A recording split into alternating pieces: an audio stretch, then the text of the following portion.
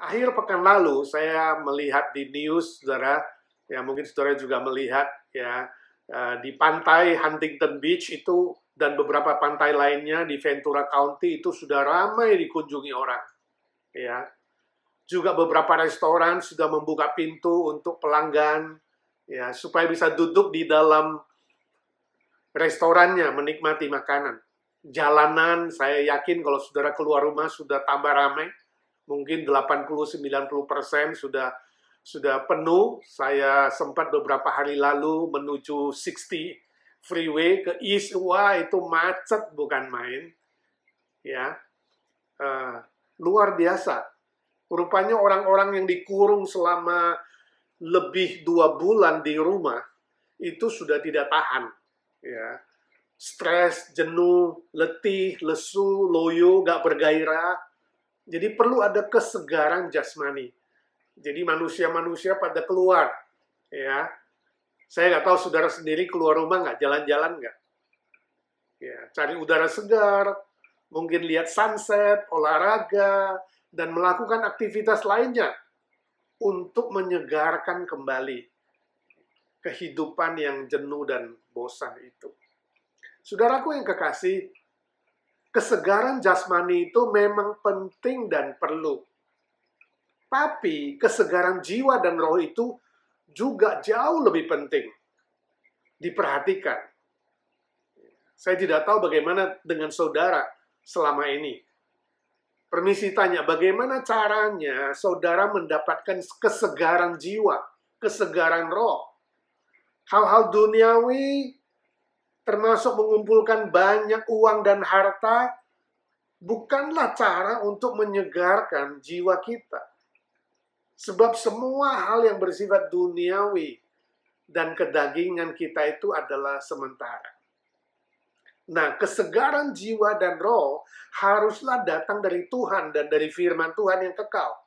Sebab dunia dan segala isinya akan berlalu.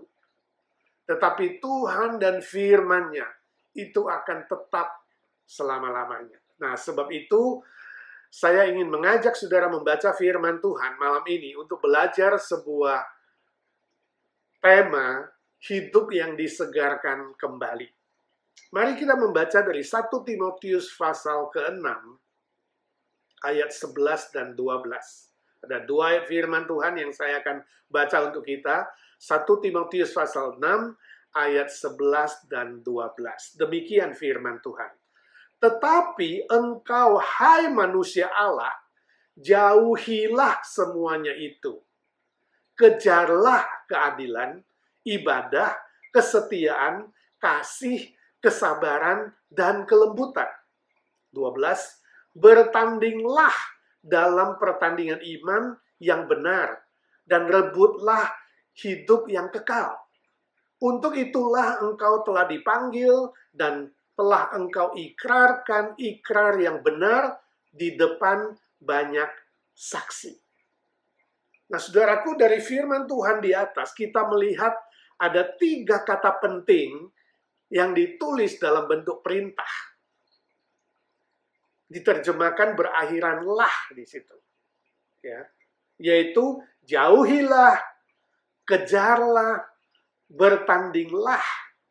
Nah, dari 3 perintah inilah kita akan belajar 3 cara atau 3 kiat atau 3 rahasia yang diajarkan firman Tuhan agar hidup kita bisa disegarkan kembali. Ya.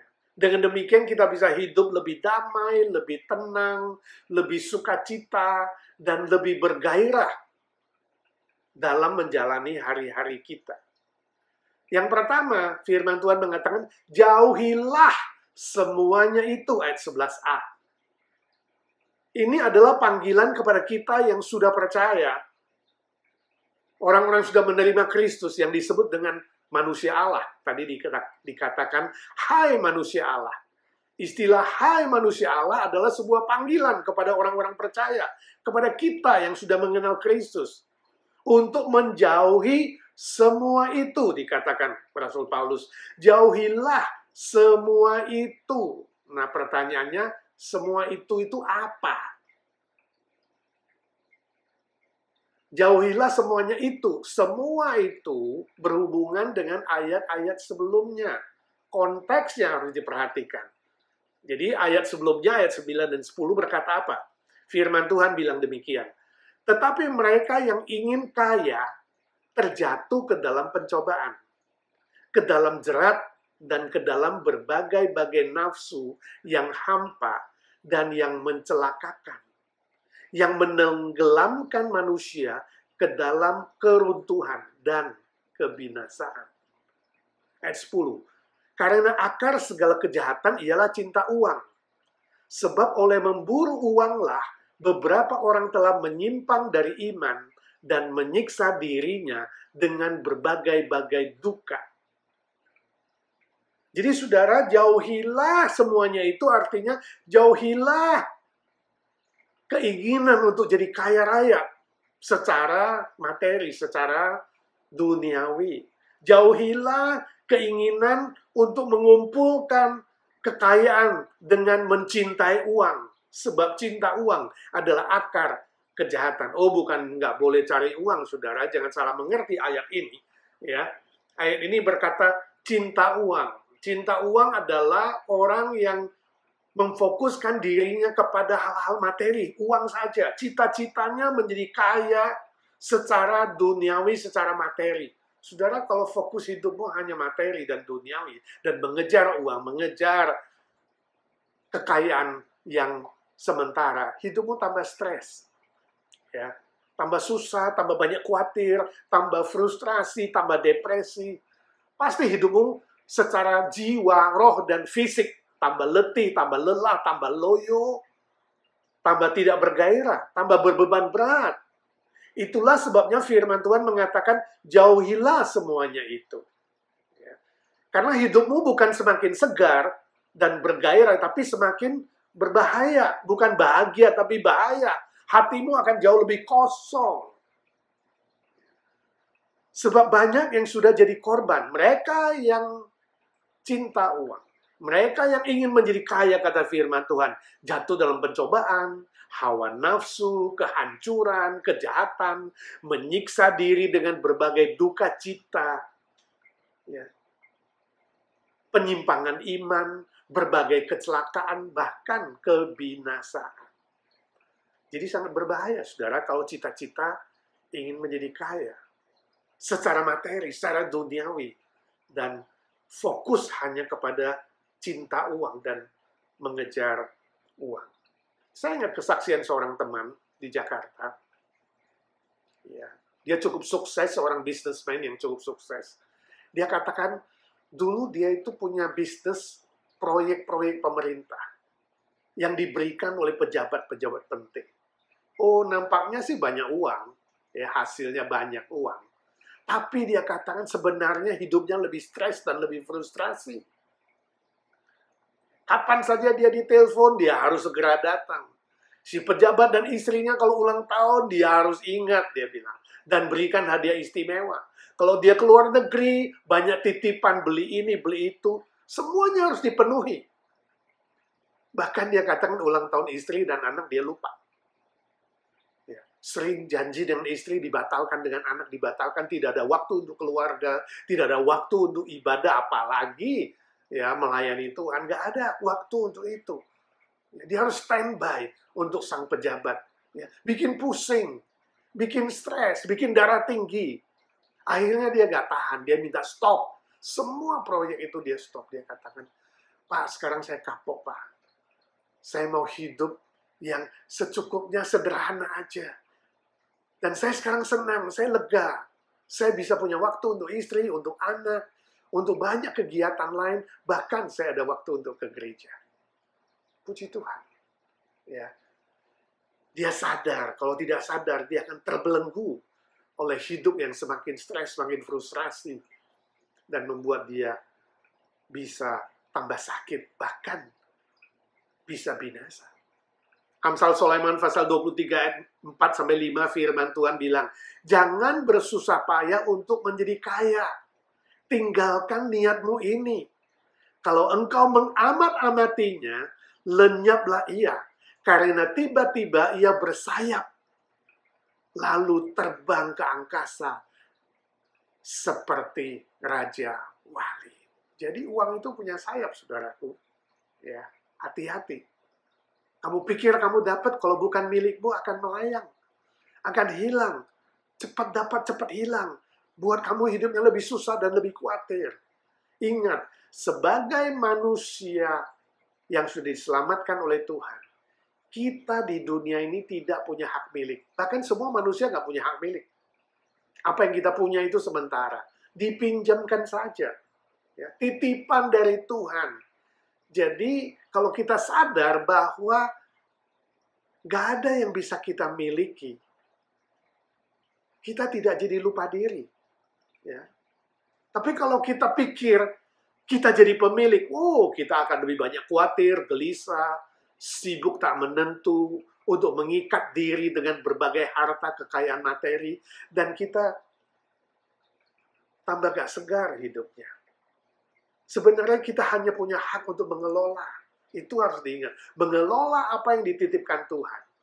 Dengan demikian kita bisa menjadi orang yang lebih banyak bersyukur. Ya.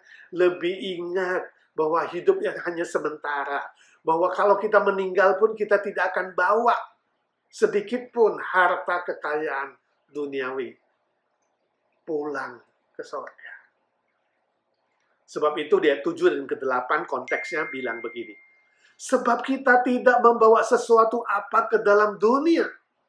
Dan kita pun tidak dapat membawa apa-apa keluar dari dunia ini. Kita datang dengan telanjang dan kita akan pergi dengan telanjang.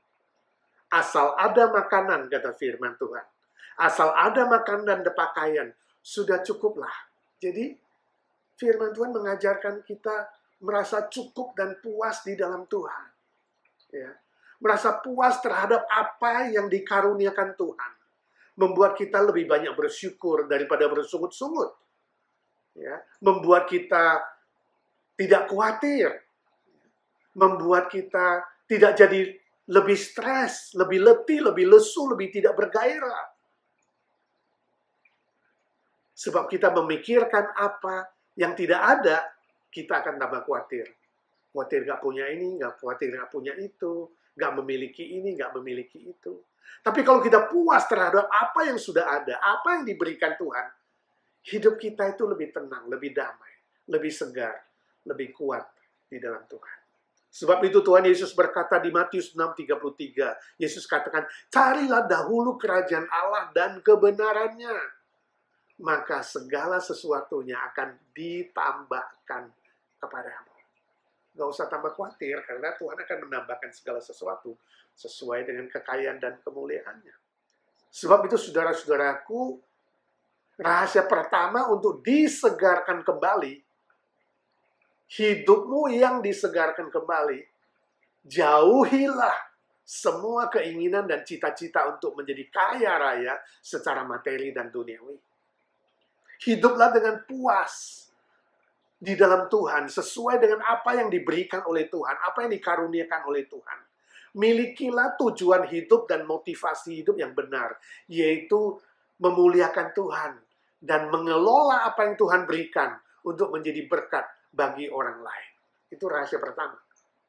Rahasia kedua, ya, kejarlah tadi. Lah yang kedua, kejarlah keadilan, ibadah, kesetiaan, kasih, kesabaran, dan kelembutan. Ayat 11b. Nah, ini adalah perintah yang sebaliknya dari yang pertama. Yang pertama, yaitu jauhkan diri dari kekayaan duniawi. Yang kedua ini, kejarlah kekayaan rohani. Jadi apa yang disebutkan tadi, keadilan, ibadah, kesetiaan, kasih, kesabaran, kelembutan, itu adalah kekayaan rohani. Pertumbuhan karakter yang menyerupai Kristus. Inilah seharusnya menjadi cita-cita kita di dunia ini. Menjadi keinginan kita sebagai murid Kristus. Semakin diubah menjadi ciptaan yang baru di dalam Kristus. Nah, istilah kejarlah berarti ada sebuah usaha. Usaha melalui free will kita. Usaha melalui kehendak kita. Keselamatan di dalam Yesus Kristus adalah 100% anugerah Allah. Gak ada jasa kita sedikit pun. Gak ada usaha manusia sedikit pun. Tetapi permuritan dan pertumbuhan rohani itu perlu kerjasama. Perlu usaha kita dengan free will kita mentaati gerakan Roh Kudus dalam hati kita. Jadi kerjasama dengan Roh Kudus yang tinggal di dalam kita. Roh Kudus mengingatkan firman Tuhan, memimpin kita dengan kebenaran, dan mengingatkan kita untuk melakukan firman Tuhan, dan kita pakai free will kita, kehendak kita, mentaati gerakan Roh Kudus, mentaati pimpinan Roh Kudus, mentaati suara Roh Kudus untuk melakukan firman Tuhan. Jadi usaha untuk kerjasama dengan Roh Kudus itu artinya dari diri kita harus ada perencanaan dalam pikiran.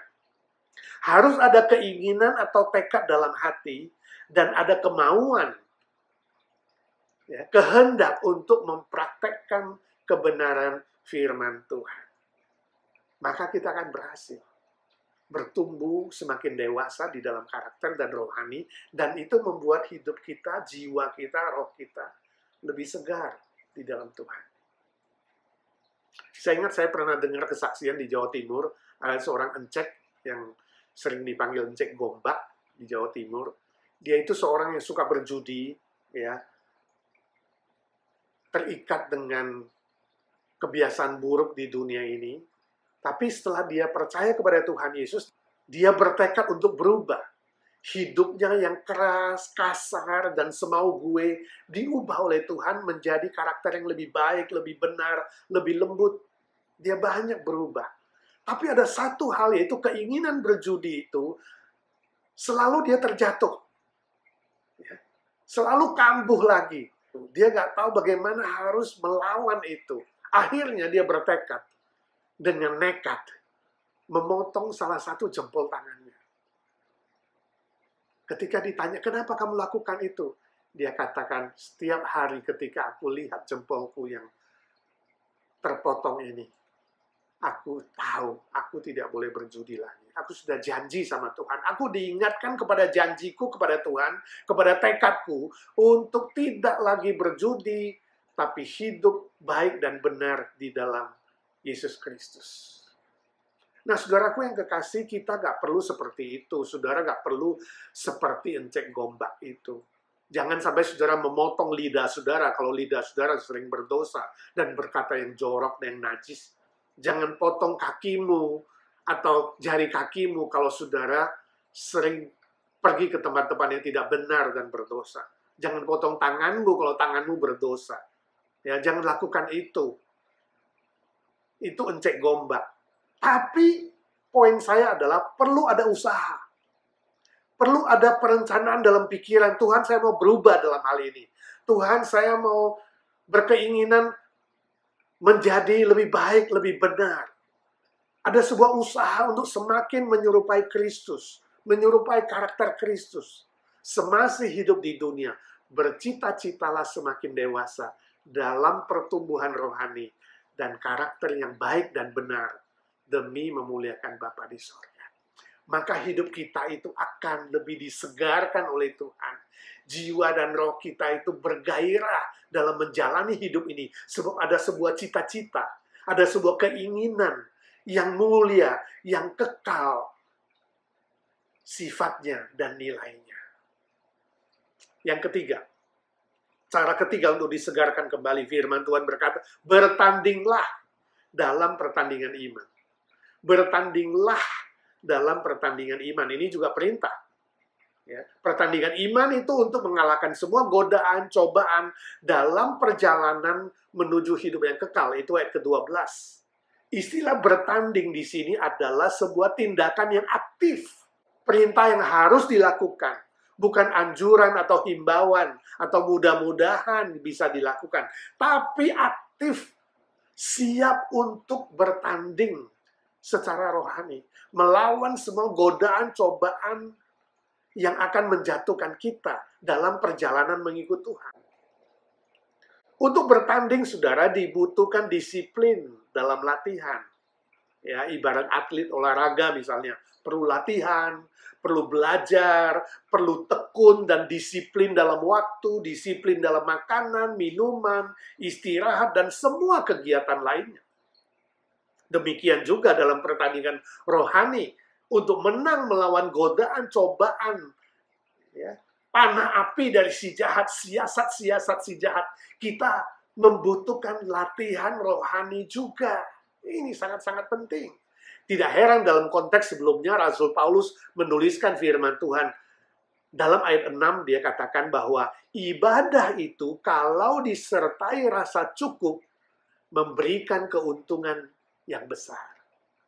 Jadi saudara, ibadah kepada Tuhan adalah sebuah latihan rohani yang memberikan keuntungan, memberikan manfaat yang bisa menolong kita siap sedia setiap saat menghadapi godaan cobaan dari si jahat. Ibadah membuat jiwa dan roh kita menjadi segar seperti mendapat makanan, minuman, dan vitamin. Lebih disegarkan, lebih disiapkan dalam segala situasi dan kondisi apapun. Walaupun sekarang ini kita belum bisa beribadah berkumpul di gereja, hanya online di rumah, atau di mobil, atau di tempat di mana saudara berada sendirian, ingat, tetap setia, disiplin, dan tetap bersemangat. Ingat, Allah itu maha hadir, dan dia menginginkan kita beribadah dengan hati yang tulus, dengan setia mengasihi dia, dan menyembah hanya kepadanya. Ya, saya bersyukur sekali, walaupun kita masih online, jumlah yang mengikuti ibadah online dan PRT online jauh lebih banyak dari hadir di gereja, 2-3 kali lipat. Saya bersyukur saudara tidak lengah, tidak lesu, tidak lupa, tidak malas. Ya, sebab melalui ibadah inilah jiwa dan roh kita disegarkan. Kesehatan roh dan jiwa kita terpelihara. Melalui ibadah seperti inilah Tuhan menurunkan berkat-berkat-Nya kepada kita. Damai sejahtera, sukacita, ketenangan, penghiburan, dan semua berkat-berkat lainnya. Saudara pasti akan mengalami kepuasan batin, jiwa, dan roh. Saya yakin pasti lebih segar, lebih bergairah, dan dijauhkan dari kejatuhan dalam berbagai pencobaan dan dosa dan kejahatan. Tuhan Yesus berkata dalam Matius 26 ayat 41, berdoalah dan berjaga-jagalah, supaya kamu jangan jatuh dalam pencobaan. Roh memang penurut, tapi daging itu lemah. Jadi saudaraku ingatlah, kita masih hidup dalam darah dan daging. Ada banyak kelemahan, ada banyak kelalaian, kealpaan, lupa diri. Kalau cobaan dan godaan datang, kita jadi mudah terjatuh. Hati-hati. Sebab itu selain ibadah yang disiplin, kita juga harus berdoa dan berjaga-jaga dengan disiplin. Doa bukan tutup mata, tapi buka mata. Artinya kita sadar, kita siap siaga menghadapi semua cobaan dan godaan. Bukan hanya kata-kata yang kita ucapkan kepada Tuhan, tetapi juga sebuah tekad untuk melawan semua godaan dan cobaan itu dengan firman Tuhan. Waspada, berjaga-jaga artinya waspada dengan firman Tuhan. Firman yang kita terima, kita simpan dalam hati dan pikiran, dan kemudian kita bertekad melakukannya sesuai dengan gerakan Roh Kudus. Ya, memang biasanya manusia kalau lagi susah, lagi sedih, lagi terdesak, lagi kesulitan, itu lebih disadarkan untuk mencari Tuhan dan minta pertolongan. Ya, saya ingat dulu saya sempat mendoakan, mendampingi beberapa orang yang baru datang ke Amerika, ke Los Angeles, belum punya SIM, belum punya SS, belum punya mobil, belum punya kerjaan, masih adaptasi, kesepian.